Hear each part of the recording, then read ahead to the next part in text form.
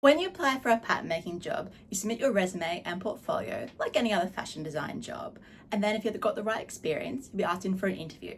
And if they like you, you'll be invited back again to do a trial. And at the trial, they'll ask you to make the pattern for a design that they're working on. And you need to nail this trial. Hi, welcome to Pattern Making with Lee. At the risk of sounding a little bit arrogant, I got every single job that I trialed for. And the last two trials I did were for a senior pattern making role at Packham and Alexander McQueen. In this video, I'll tell you what happened at my trials and just some tips to help you prepare for your pattern making trial. If you're not applying for a pattern making job, still keep watching. I also tips to help you work more efficiently and create a pattern in a day. Plus you'll find out what it's like to work in London's fashion industry. Jenny Packham's studio was a huge light-filled space right near Hampstead Heath. It was an incredible team and so well run, which you really appreciate after working in the industry for so long. And Jane and her husband Matthew, who are obviously leading the teams, made working with a partner look so easy. I had a 2-day trial there, and my trial design was a beautiful corset top with this huge voluminous skirt.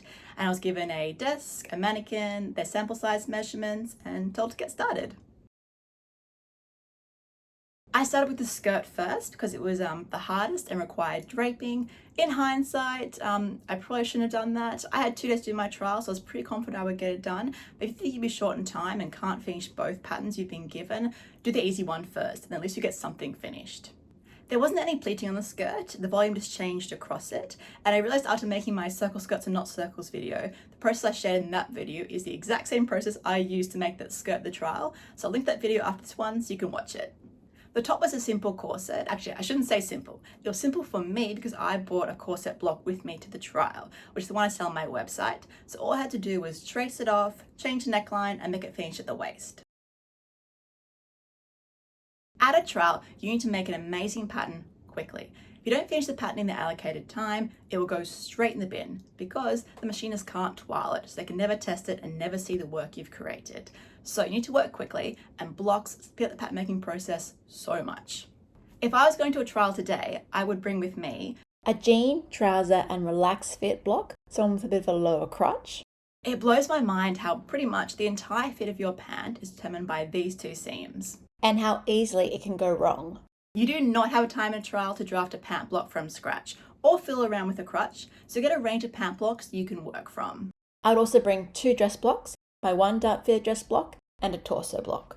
Why would I bring 2 dress blocks? Well, I mostly use the 1 dart fitted dress block. This keeps darts to a minimum, and I can also easily remove the dart and create looser silhouettes, which you can learn how to do in this video. But I'd use the torso block and want to use the dart excess and rotate it to create design details like flare or gathering. Oh, important thing to note here, you're not necessarily using the whole block. A dress block can be used to create tops and skirts. The 1 dart fitted dress block has a center back seam, and the torso doesn't. So you can pick the one that's best for your design. You can just trace off the armhole, neck, and shoulder. When this area is incorrect, it is so off-putting, and when you see a sample, it's kind of all you look at. So often, I will just trace off the neckline, shoulder, and armhole, so I have the base shape, especially if I'm doing a drape. What else? My corset block, especially if you're going to a bridal, evening, or runway designer. It has all the correct boning placement, shaping, and bra cup style line, so it's really helpful. You can also make corset dresses from this. Then I bring a jacket and a shirt.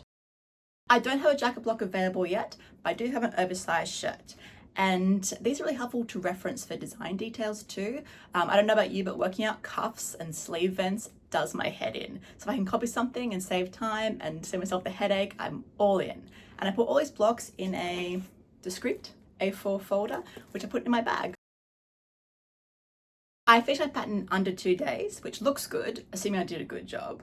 Important thing to note here, when you work in the industry in a design studio, you work with the sample machinist when you make the pattern. If they have an issue, they'll come over and ask you questions. If it's a problem, they can kind of talk to you quietly on the side and you can work it through together. The point is that you develop a relationship with them, and you can, if there's something wrong with your pattern, you can work out discreetly before any designer comes along. But when you're doing a trial, you will not be there when they trial your pattern. So you'll never be able to make adjustments or see how it's looking. So your pattern needs to be perfect. There are 2 things you can do here. Firstly, you can write construction notes for your pattern, especially if you've done drape. I talk a lot about this in my Mastering the Art of Draping video, which you can check out after this one. The other thing you can do, spend some time checking your pattern can be cut and sewn correctly. I've created a free 10-step pattern checklist that I use to check my patterns, which you can get on my website when you subscribe to my newsletter. A big part of checking your pattern is truing your seams. I've done a whole video on this. It's not my most exciting video, but it is so important whether you're a pattern maker or you're making clothes at home. Please watch it. As you know, I got the job and I got some feedback on how my piece went. My piece actually went through to the collection and was sold at the Paris showroom. The buyers loved it. However, because my skirt was so big and voluminous, the fabric consumption was way too big to go into production, so they couldn't actually sell it. So I'm not sure what the takeaway is there. I got the job, but they couldn't sell it. Anyway, let's compare that experience to what happened at Alexander McQueen. I didn't have an interview at McQueen. I was recommended by a recruiter and they sent me straight in to do a trial. And the hiring process at McQueen is a bit different for the pattern makers and machinists. They just want to get you in, see if you can make a pattern and see if you fit in the McQueen culture. I got there and met the studio manager, Judy, who'd been there since the beginning of time, who was there when Lee obviously started the brand. And she gave me a desk, a mannequin, a sample size measurement chart, and the one block that everyone at McQueen had. What I now call the one dart fitted dress block. I'd never seen this block before, but it's amazing. What it does is combine the two darts on a torso block into one non-pointed dart. And it's a block that McQueen used for every single fitted dress with minimal detailing as a base for embroidery, and also as the inner layer of any drape designs. You can then attach the crazy drapes to it. It's the most amazing block. If you plan to do a lot of pattern making, you should get it. And also note that it's actually really hard to make this block. Anyway, she told me to wait for a designer to come down, and I was waiting for a couple of hours, I think. I really had no idea what was going on. I was so nervous. This was my dream job at the time. And eventually someone came down. At the time, there were 4 senior designers under Sarah, and the designer came down, went up to Judy, asked who was free, and Judy pointed at me, and I was briefed. The designer gave me this vintage baptism dress that she'd found, obviously a vintage store, and she wanted to make it big, obviously, to fit a woman, but she wanted to keep the proportions of it. So they're really long dresses with, which looks like really small sleeves and a tight chest in comparison. I did the dress. It took a while actually, because the baptism dress had this always beautiful fabric manipulation and pin tucking. It was from like the 1920s, 1930s, so beautifully made, intricate detailing they had to recreate. But I finished it and I gave it to Judy, who then gave me another pattern, which is odd because usually you do one piece or maybe 2, and that's kind of the end of it, and they say, well, we'll call you. But I got another design. I was asked to create this beautiful dress. If you're a member of my channel, you can watch this video to see how I used their one dart fitted dress block as a base to create it. After I finished that dress, I got another design, and this is the beginning of the longest trial ever. What happens at McQueen is most of the sound machinists and the pattern makers don't have permanent contracts. They're through recruiters, and you're never actually told if you're in or not. And what would happen is people would come in for a trial, they last maybe a day, 2 days, or weeks. Some people lasted 6 weeks and then they just didn't show up. They would just also got a call from a recruiter and told, we don't need you anymore. So it took me about 6 months to get comfortable. Imagine going for your dream job and just being on edge every day, wondering whether they're going to call you back or not. It was brutal. During my very long trial, I started a lot of work for the leather team, and they make a lot of jackets and pants. And it's not that they're not my strong suit, it's just that I can't remember all the drafting rules for jacket lapels and collars, for flies, for inset pockets, for welt pockets. It's hard to remember all those things. So what did I do? I brought a cheat sheet. Trials are open book tests. Not only can you bring blocks and sewing patterns, but you can bring books. And this is the one book that I always have with me. I've been building this book since I started studying pattern making at Central St. Martin's. It has all my drafting rules that I've got and then revised. It's notes in this book that's allowed me to make all these videos for you for my drafting courses and my guides. While a good block is a really important part of pattern making, it can only get you so far. Obviously, you've got to get the block and then make it into your own design. This is why I created the guides, so that you can know all the design details and finishes for that specific style. But there are some things you need to learn how to draft from scratch, and they are sleeves and jacket lapels and collars. Compared to other drafting courses on the market, I made these ones quite affordable because you really do need them.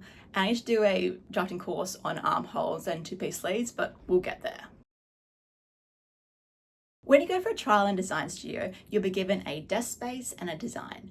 You'll also probably get their sample size measurement charts, and you'll be given a mannequin, hopefully. And hopefully this mannequin will be their sample size, but don't count on it. Remember, you're on trial, so you have the lowest priority in the studio. So mannequins are expensive. They don't always have enough sample size mannequins for everyone. So if they don't have enough, you'll be given the one that's not sample size, so it could have a bit of a dodgy fit, or it'll be maybe their size 12 or size 14 mannequin. Don't count on getting a good mannequin. McQueen was kind of unusual in they gave you a block. Most places don't, but it's always good to ask. In the end, your getting designs usually part of their collection, and ideally they want to use your pattern as part of the collection. So if they have a block and standard measurements they like to use, it's always good to ask if you can reference them. However, you may get a rude response. Some people do feel that if you're on trial, you should be able to do it all by yourself, but it's always nice to ask. A bit of a warning here, I just mentioned that designers often give you designs from a collection they're working on. And I think it's kind of okay for them to get one free pattern off you in a trial. But if you're applying for a job somewhere and you're trialing and people keep giving you more designs and not paying for your time, just be careful. There are designers out there who are taking advantage of people. And there was one brand, it was a startup brand, I'm sure it's gone broke now, which they deserve, but they became well renowned for putting jobs out there for pattern makers with no intention of hiring them. So it does happen. So if things feel off and people keep giving you more designs and not paying you for your time, just be careful and don't get taken advantage of. Here's the full list of blocks I recommend bringing so you can create a great pattern in the allocated time. Plus, bring books with the drafting methods to create any type of sleeve, not just fitted, and jacket lapels and collars, as well as any information on design features that you need, especially for pants. Oh, almost forgot, make sure you bring your pattern making tools. Don't count on them giving you anything besides paper, calico, and desk space. Pattern makers are judged by the work they produce, not the clothes they wear. So this isn't a fashion tip per se, but I would advise you to wear lots of clothes. One of my tips in my 5 pattern making tips I wish I knew sooner video was to look at your wardrobe. And until I wrote my trouser jean and short kit guide, it was really hard to find information on pant finishes. So at trials, I would always wear jeans or some kind of pant, so that if I did get a pant, I could go and look at the fly construction, where the belt loops are placed, how wide the waistband is, some of the sort of general design finishes. This information is really hard to come by, and often your wardrobe can be the best source of inspiration for making patterns. I mentioned so many videos in this video, and the full list is in the description below. And here are some of them. I got my touring video, my master yarn draping video, my Jenny Packham trial skirt video, and how I made this McQueen dress. And don't forget to get my 10-step pattern checklist, which you can get for free when you subscribe to my newsletter on my website. And best of luck with your pattern making trials.